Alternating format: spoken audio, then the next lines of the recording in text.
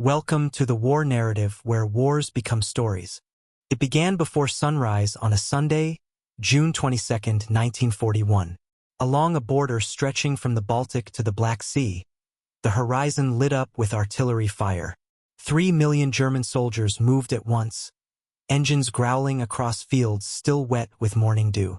It was called Operation Barbarossa, Hitler's gamble to erase the Soviet Union in a single summer. First, it worked. Soviet border armies were caught half awake, their radios cut, their planes burning on the runways. Town after town fell. Prisoners marched west in endless columns that looked from the air like gray ribbons winding through the dust. German commanders believed they were watching an empire collapse. But Russia was not collapsing. It was stretching.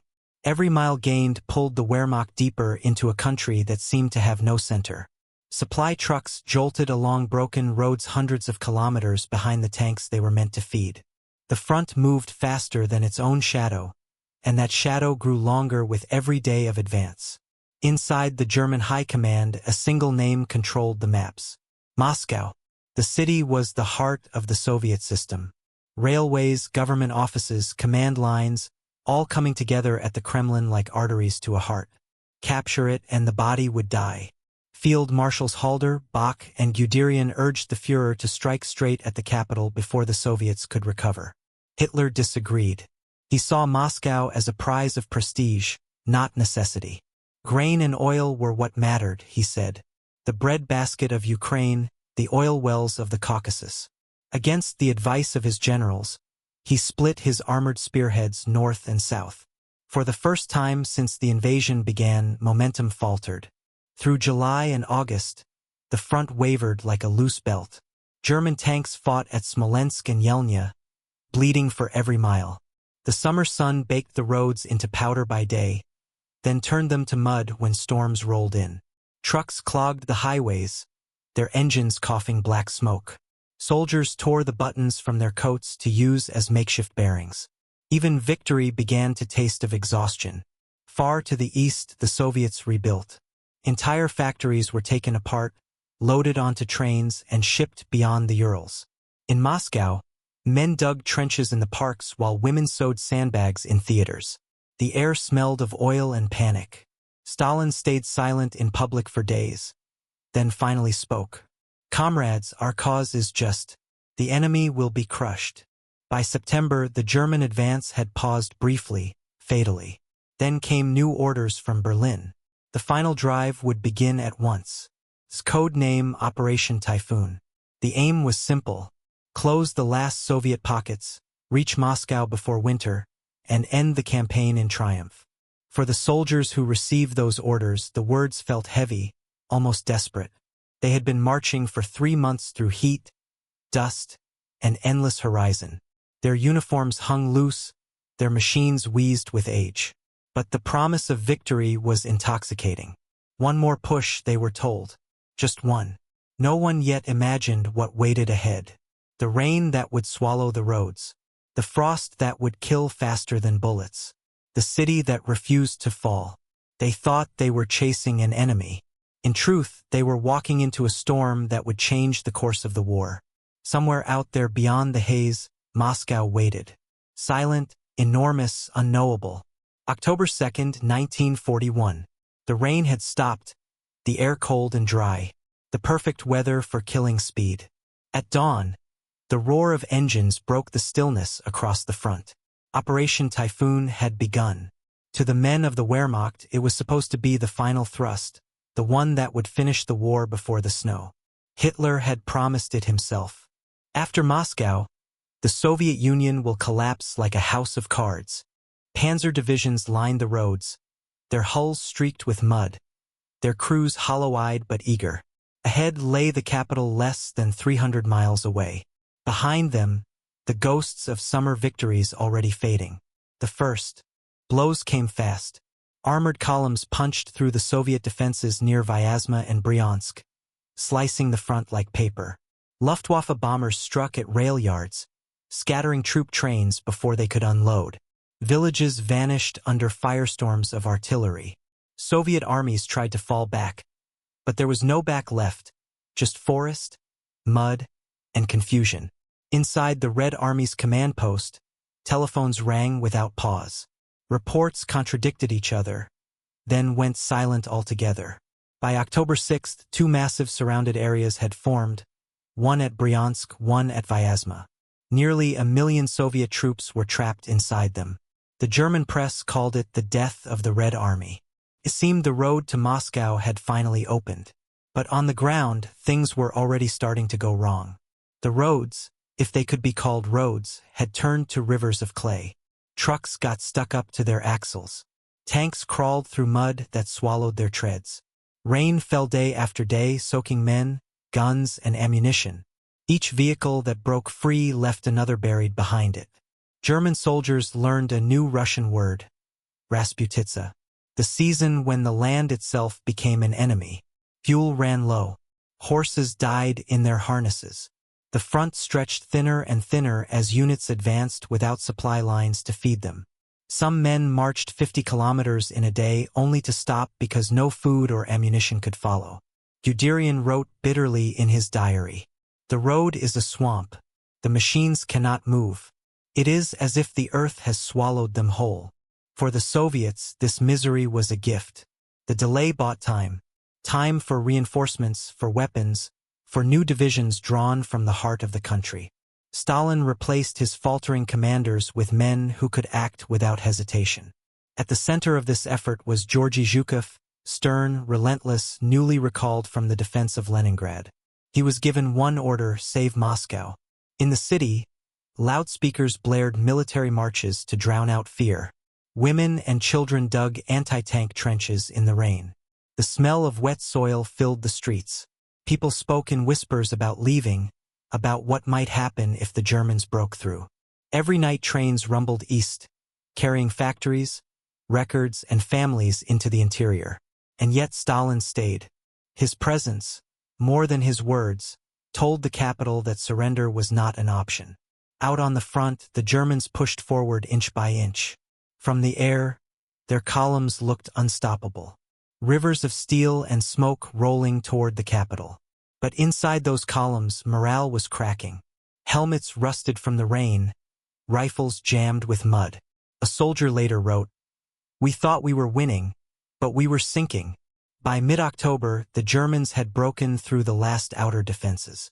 Panic spread in Moscow. Government offices burned secret papers. Roads filled with carts and trucks fleeing east. The city seemed on the verge of collapse, and still the Wehrmacht came on, hungry, soaked, exhausted, but believing the end was near. No one yet understood that the end was near for the Blitzkrieg, not for Moscow. The storm that was meant to bring victory was about to turn against its makers.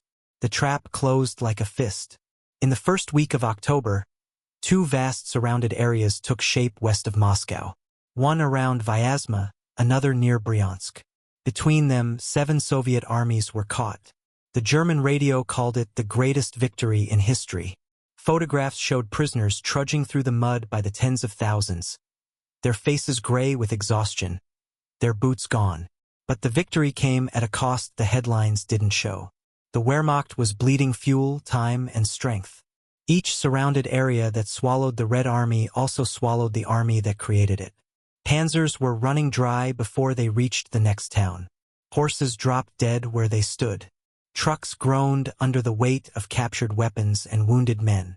In the forests around Vyazma, Soviet soldiers refused to surrender. They fought from every ridge and village, attacking convoys, then vanishing into the trees. Some fought for days without orders, living on raw grain taken from barns. When the Germans finally reached the battlefield, they found bodies frozen in firing positions, rifles still clutched tight, faces turned toward the road to Moscow. At Bryansk, the story was the same but crueler. Guderian's tanks cut deep through the southern flank, isolating entire corps. For a moment, it looked like another swift collapse. Then the weather changed. The rain came back heavier than before, turning the open fields into a sucking bog. Engines overheated, treads snapped, and the advance stalled. Soldiers slept standing up because the ground beneath them was water. German officers sent messages back to headquarters that their units were stuck. Hitler's response was simple: press on. His generals obeyed, but the logic of Blitzkrieg was unraveling. The farther they went, the slower they moved. The closer they came to Moscow, the less they could see it. For the Soviets, every hour gained was another brick in the city's defense. In Moscow, Zhukov took command of the front and began to rebuild what was left. His army was a mix of everything. Fresh recruits next to survivors of the summer campaigns. There were shortages of everything except willpower. Factories worked around the clock to arm new divisions. Students were handed rifles still slick with oil, told to head west. By mid-October, the countryside was a blur of movement. Civilians fleeing east, soldiers marching west, smoke rising from fields left burning behind them. The Germans could feel the capital now, close enough that some claimed to see its glow on the horizon at night. They pushed harder. The Red Army bent, broke, and reformed again. When the last pockets around Vyazma fell, it seemed to Hitler that nothing stood between him and victory.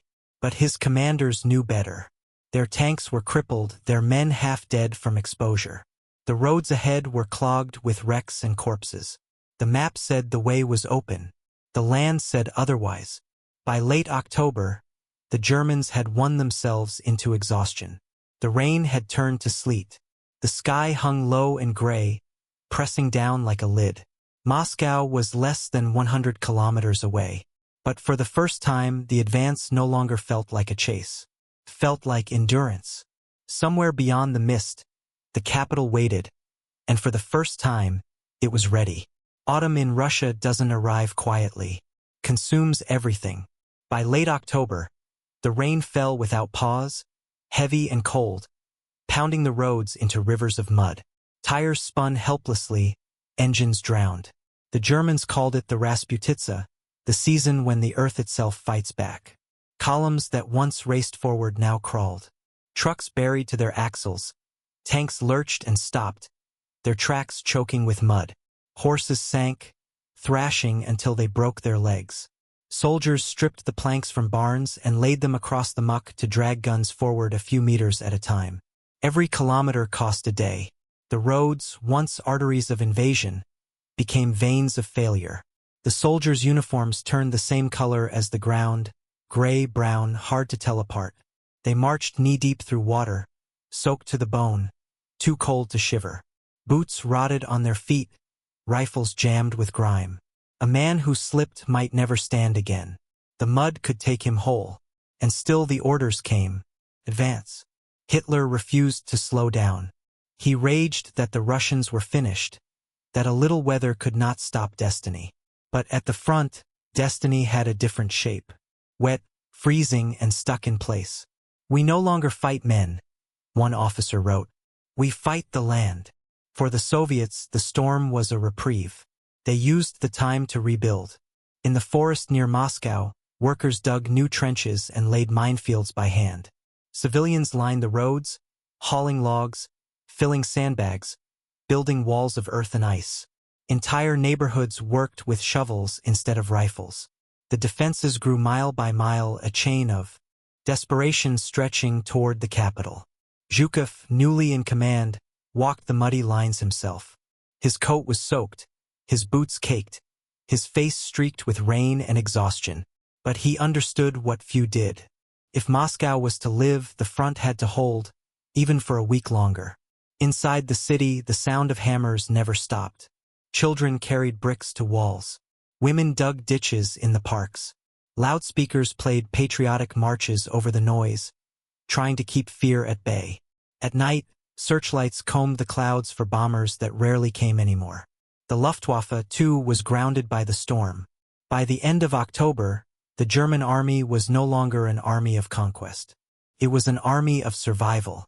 The rain had broken its rhythm and with it its illusion of control. Food was scarce. Fires were forbidden for fear of Soviet aircraft, so men ate frozen bread in the dark. They wrapped themselves in curtains, maps, anything that might hold heat. Then one morning the rain stopped. The mud hardened.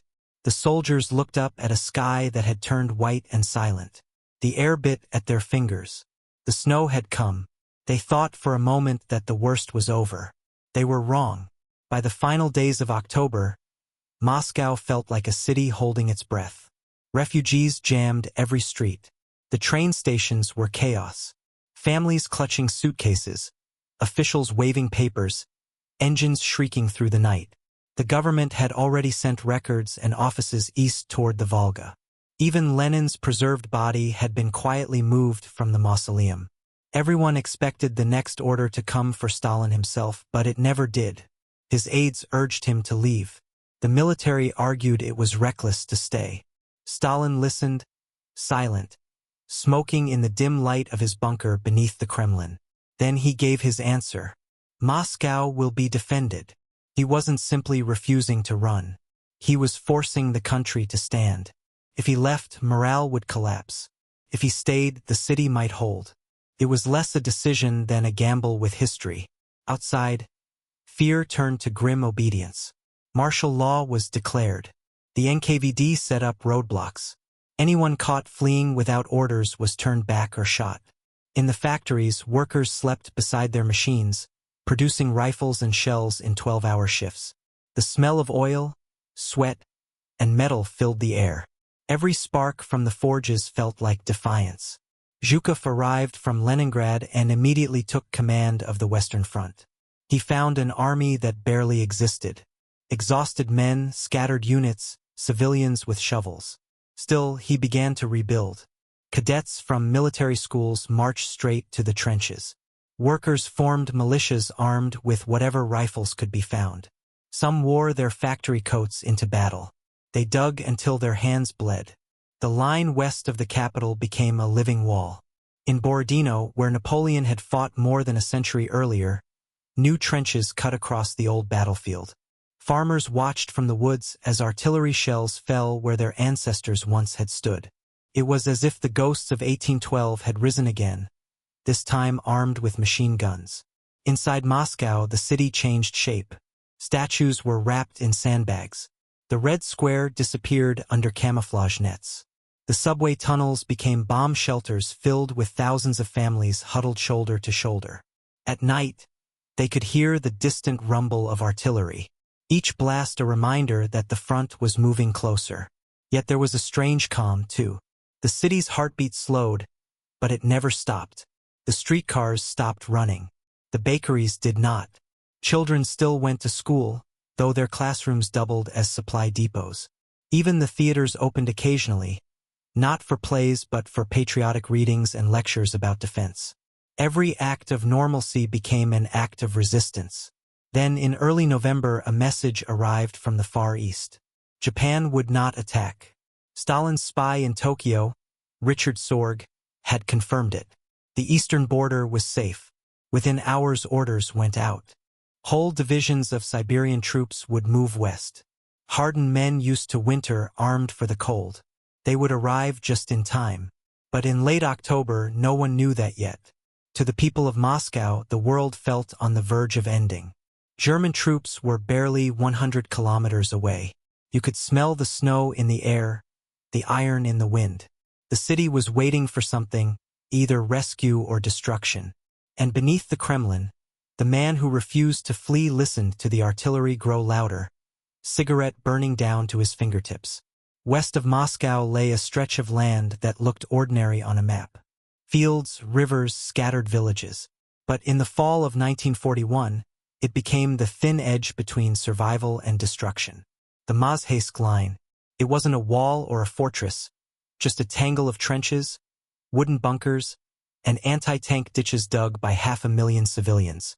It had been thrown together in weeks using shovels, picks, and desperation. When Zhukov arrived to inspect it, he found soldiers without boots, guns without shells, maps that no longer matched the terrain. Yet he didn't waver. If the Germans broke through here, there would be no more Moscow. We hold, he told his staff, or we die here. The Germans came first at Borodino, the same ground where Napoleon's army had bled more than a century earlier. The fields were already frozen when the panzers rolled in, the air sharp and brittle. German artillery opened fire, smashing the ridge lines where Soviet divisions crouched. When the bombing stopped, infantry charged through the smoke. The defenders fired until their barrels glowed, then fought with bayonets when the ammunition was gone. The ground, already soaked from weeks of rain, turned black with soot and blood. Every mile mattered. In the north, the Volokholamsk sector became a graveyard of men and machines. Soviet cadets, boys barely 20, stood against tanks with rifles that jammed in the cold. Some units were wiped out entirely. Yet for every one that fell, another appeared behind it. In the south, near Tula, workers and miners held the city against Guderian's armored spearhead. The Germans reached the suburbs and could go no further. The winter air smelled of gunpowder and frozen fuel. By mid-November, the Wehrmacht had been advancing for 5 months. Its soldiers were running on exhaustion and myth, the belief that one more push would end everything. Hitler demanded it.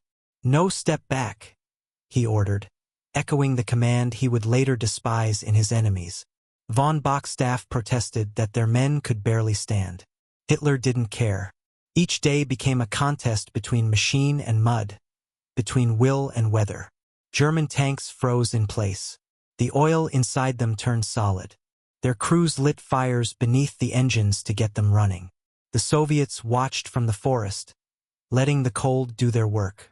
In Moscow, the rumble of battle was now constant. Windows shook with distant thunder. Civilians measured distance by sound. 10 seconds of echo meant the Germans were still far enough away. Churches had become aid stations. Schools turned into barracks. The city no longer slept. Then, in late November, the first Siberian divisions began to arrive. They stepped off the trains in white camouflage, faces expressionless, rifles wrapped in cloth to keep from freezing. They moved through the city like ghosts, quiet and disciplined. To the weary defenders, they looked like a miracle in human form. Their arrival changed everything. Zhukov now had soldiers who could fight the winter as well as the Germans. He moved them quietly to the front, north to Klin, south to Tula, wherever the line was weakest. These men did not curse the cold. They had lived in worse. By the end of November, the Mazheysk line had held for nearly 3 weeks. Long enough for the first snow to bury the wreckage. Long enough for Moscow to dig deeper and breathe again. The Germans were still moving, but slower. Always slower. The city they thought they would take in 10 days had now consumed 2 months of blood and fire. The Germans called it the Battle for Moscow. The Russians called it standing on the bones of the nation. And beneath the snow those bones were holding. The snow came like a curtain. One night, the sky cleared and the temperature fell past anything the Germans had imagined. The ground froze solid, hard enough to shatter picks. By dawn, the fields were white and silent, the wrecks of tanks glittering under frost.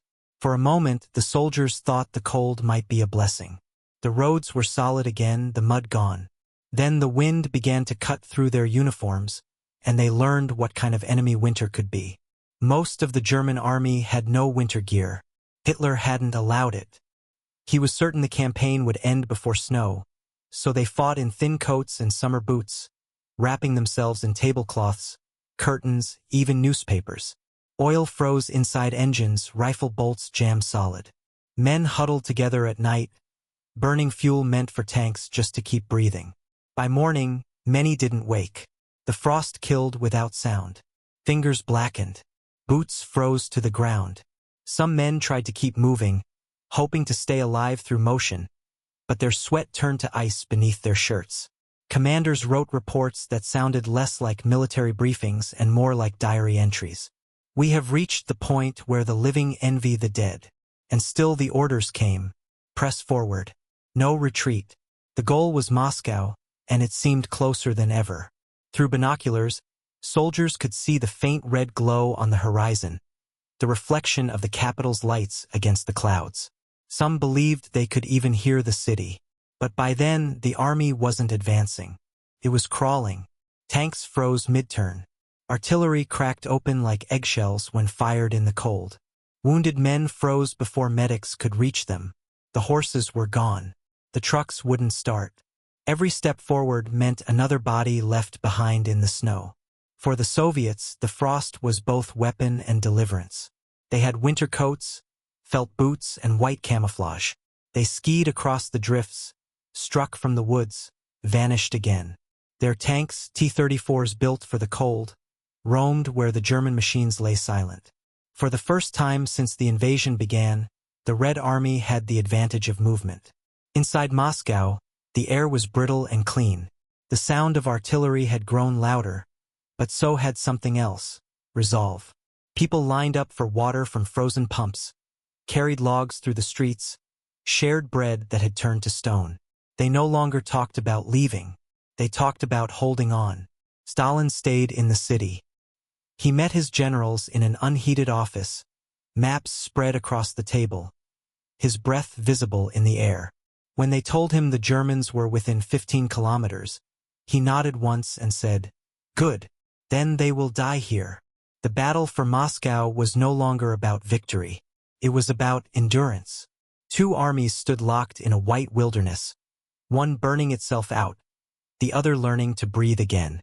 The frost had stopped the Blitzkrieg, and somewhere in the frozen dark, the balance of the war began to shift. Morning, November 7th, 1941. The city was half buried in snow, the air sharp enough to cut skin. Outside the Kremlin walls, drums echoed down Red Square. Soldiers formed ranks in the freezing dawn, breath rising in clouds.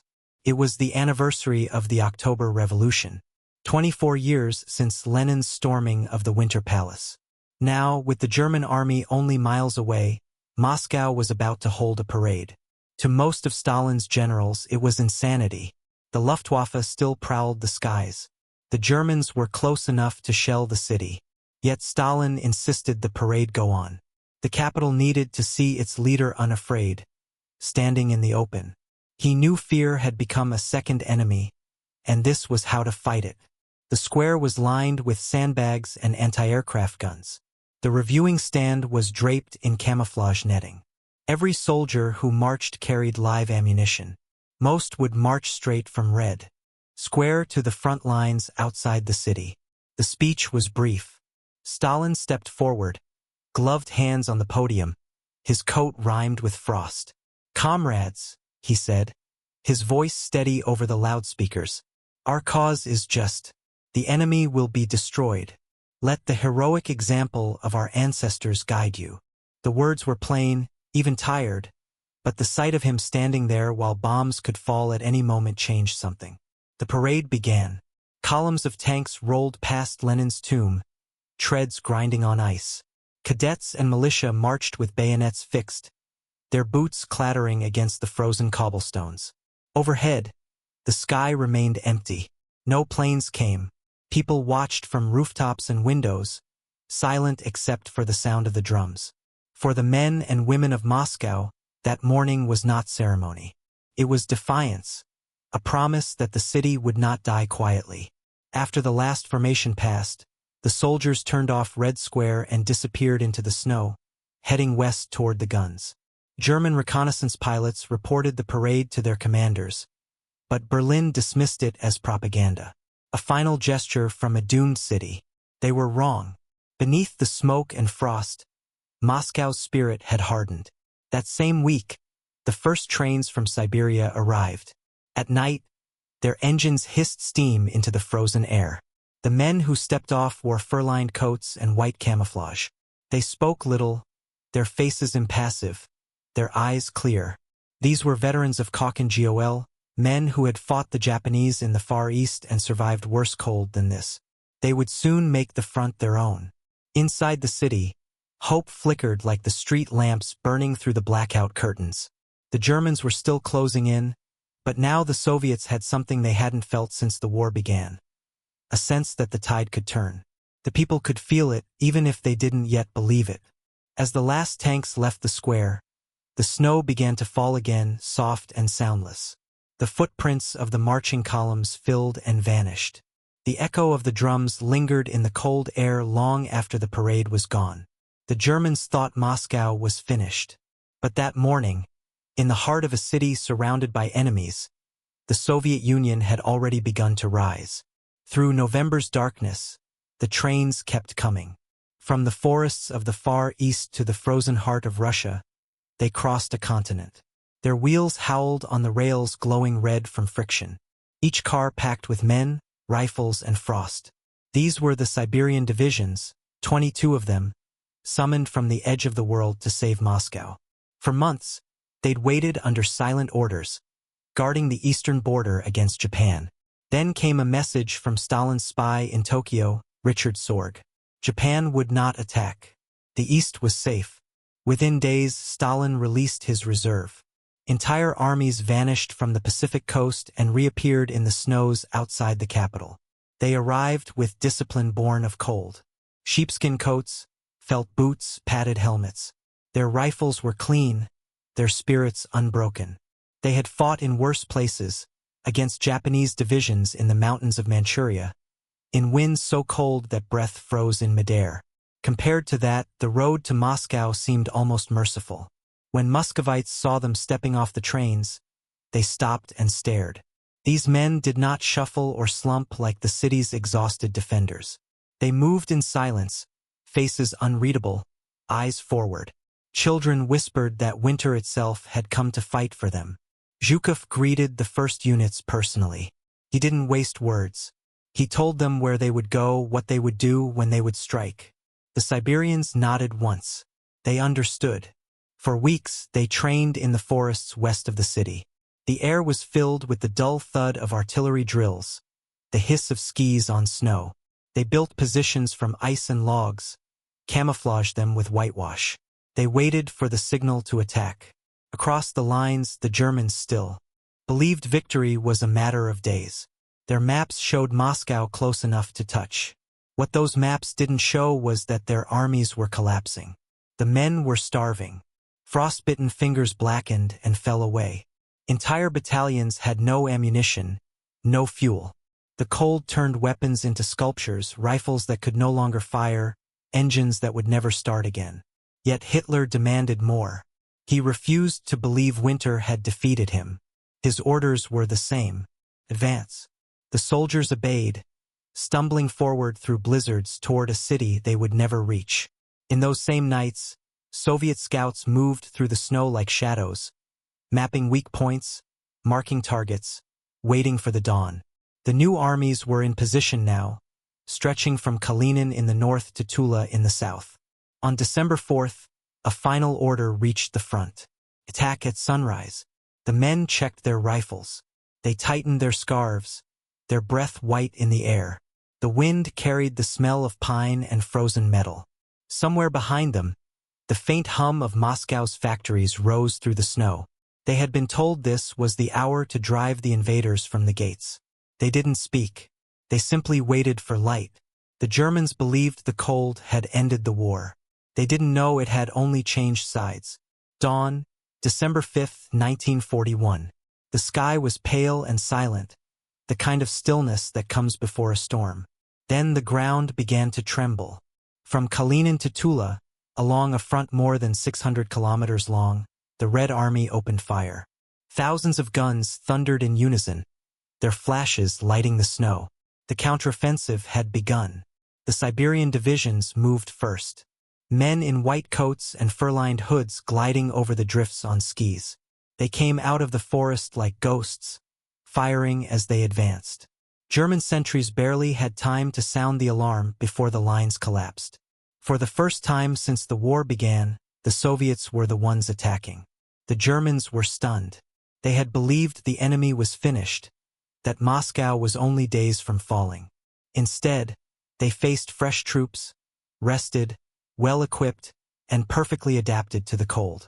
Soviet tanks roared forward. T-34s with wide tracks that cut through snow though the German panzers could not cross.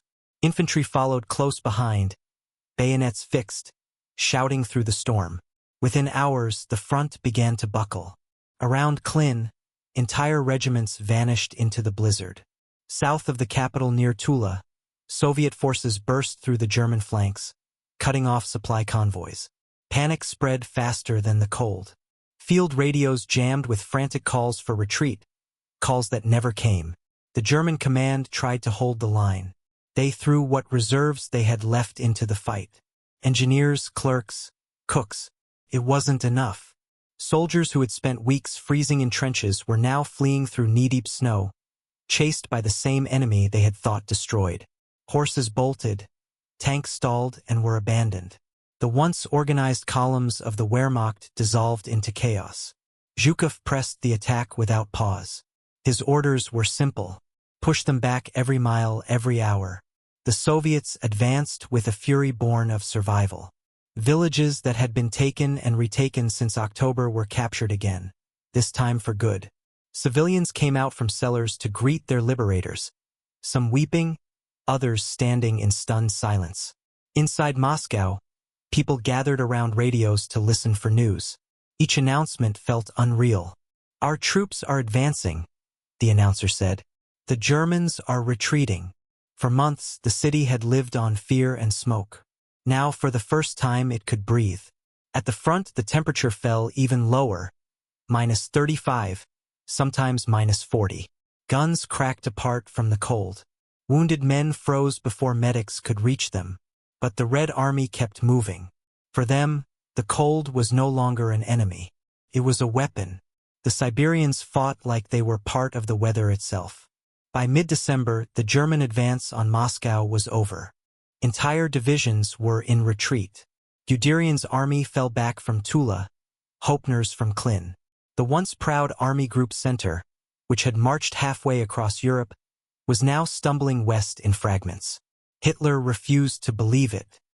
He raged at his generals, accused them of cowardice, and ordered them to stand fast.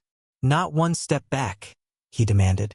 But his words carried no warmth, no force. The war he had imagined, a war of lightning and momentum, had frozen solid. The counteroffensive didn't just save Moscow. It broke the spell of German invincibility. The Red Army had proved it could stop the Wehrmacht and strike back. In the forests west of the city, the snow buried the wrecks of tanks and the bodies of men. The front line moved slowly, painfully, but for the first time since June, it moved west. The tide of the war had turned, and it began with the sound of footsteps crunching through the snow. By the last weeks of December, the proud Army Group Center was no longer an army. It was a trail of men and machines limping through a white wasteland. The road west was lined with the wreckage of the invasion. Burned trucks, frozen horses, shattered helmets half buried in snow. The offensive that was meant to bring victory had become a retreat to stay alive. The Germans were collapsing faster than their high command could understand. Soldiers froze standing up, rifles still in their hands. Some had to be pried from their weapons, their fingers locked solid by frost. The wounded begged to be shot rather than left behind. Food convoys vanished in blizzards. Entire companies went missing, swallowed by the storm. Commanders stopped reporting casualties. They no longer had the numbers to count. Inside Hitler's headquarters, the truth was unthinkable. He demanded the impossible. Hold every position. Fight to the last man. No retreat. When his generals pleaded for permission to withdraw, he accused them of cowardice and betrayal. Guderian, one of the architects of the Blitzkrieg, ignored him and pulled back his troops anyway. Others followed. Within days, Hitler dismissed them all. His wrath couldn't heat a single frozen trench. On the front, the retreat was chaos. Trucks skidded off icy roads. Horses dropped dead in their harnesses. Men abandoned their artillery and stumbled through snow so deep it came to their waists. Soviet aircraft circled above, strafing the columns, and then were gone again, ghosts in the gray sky. For many, there was no difference between enemy fire and the cold. Both killed without mercy. The Red Army pressed on but carefully. Zhukov knew what winter could do, even to victors. He pushed his men as far as the supply lines allowed, taking back town after town. Klin, Kalinin, Istra, each one a frozen ruin filled with the smell of smoke and the silence of the dead. The advance was slow, deliberate, but relentless. Inside those recaptured villages, civilians emerged from cellars and barns, dazed and hollow-eyed. Some had been hiding for months. They stepped out into the snow and stared at the soldiers who had returned. For many, it was the first time they'd seen a friendly uniform since summer. Some wept openly, others just stood, staring at the ruins of what used to be home. By Christmas, the Germans were falling back along a 1,000 km front. The mighty Wehrmacht, unstoppable in Poland, France, and the Balkans, was being driven through the same villages it had conquered only months before. The survivors left behind more than equipment. They left the myth of invincibility that had carried them this far. In Berlin, the propaganda reels kept rolling. Newsreels spoke of tactical withdrawals and temporary setbacks. But in the letters from the front, soldiers told the truth. "We are dying in the snow." For the first time since the war began, Germany's war machine had met something it could not outthink, outfight, or outrun. The enemy was not just the Red Army. It was the land itself, the cold, and the belief of a people who refused to yield. When the year ended, the lines on the map looked almost the same as they had before Operation Typhoon began.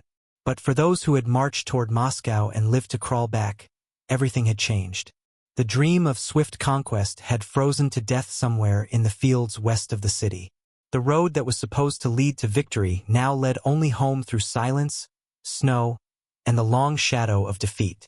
By January 1942, the guns outside Moscow had fallen mostly silent. What remained was the wind, thin, dry, endless, and the creak of frozen metal. Both armies stood facing each other across a landscape of wreckage and graves. The Battle of Moscow was over. The city still stood. The invasion that was meant to destroy the Soviet Union had stopped at its gates and died in the snow. The scale of what had been decided was difficult to see in that moment. For the men who had fought there, it was only exhaustion. The Germans buried their dead in shallow drifts, too frozen to dig deeper. The Soviets hauled their wounded back through the ice one sled at a time. But history had already shifted. The myth of German invincibility, the belief that no army could resist Blitzkrieg, had been broken. If Moscow had fallen, the Soviet Union might have shattered. Its railways and command networks would have splintered. Its people might have lost the will to fight. But the city endured. It did more than survive. It anchored the whole war effort. Stalin's choice to stay, Zhukov's ruthless defense, the civilians digging trenches with bare hands, all had combined to pull a nation back from the edge. For the Germans, the retreat was more than a defeat. It was the first crack in their empire. Operation Typhoon had cost 500,000 casualties, thousands of vehicles, and the last illusion that speed alone could conquer Russia. Hitler's generals had warned him about the scale of the land, the depth of the cold, the endurance of its people. Now he knew, but his pride would not let him admit it. Even as his armies froze, he was already planning a new campaign southward toward the Volga and the oil of the Caucasus. The next name would be Stalingrad. For the Soviets, the cost was even higher. Entire divisions had vanished. More than 1 million soldiers were dead, wounded, or missing. Villages west of the capital were blackened ruins. The survivors walked among them in silence, burying the dead where they fell. But beneath the grief, something had changed.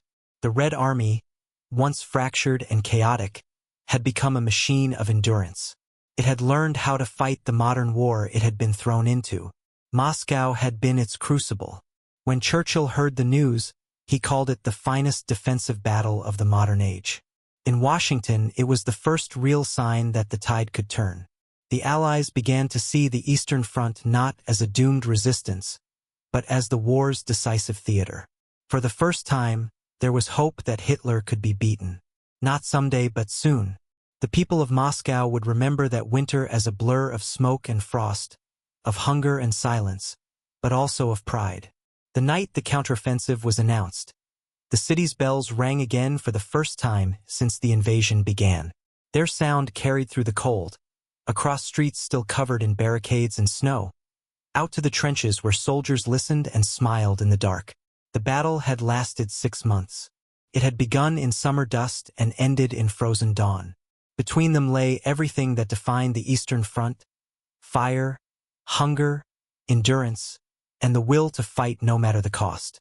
When the thaw finally came and the snow began to melt, the ground revealed what history would remember: the broken tanks, the burned fields, the line where the German advance had stopped forever.